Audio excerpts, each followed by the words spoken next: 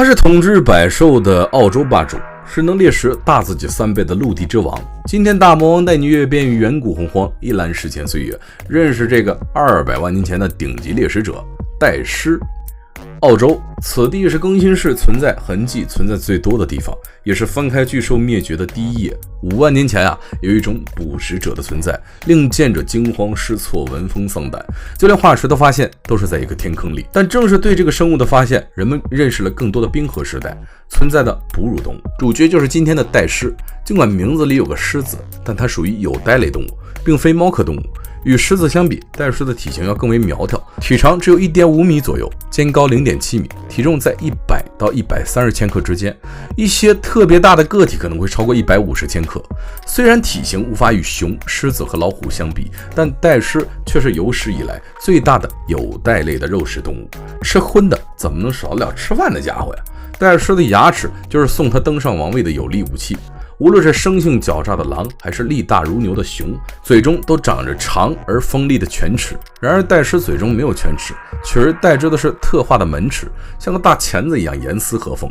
这样具有强大咬合力的牙齿甚至比现如今的狮子还要厉害。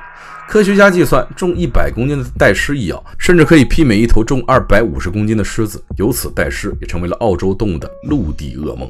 200万年前，恐鸟无忧无虑地在澳洲繁衍生息。善于爬树的戴狮会隐藏在高处，是典型的伏击杀手潜伏时，尖锐的爪子蓄势待发，屏住呼吸，直到猎物浑然不知死神来临抓准时机从树上一跃而下。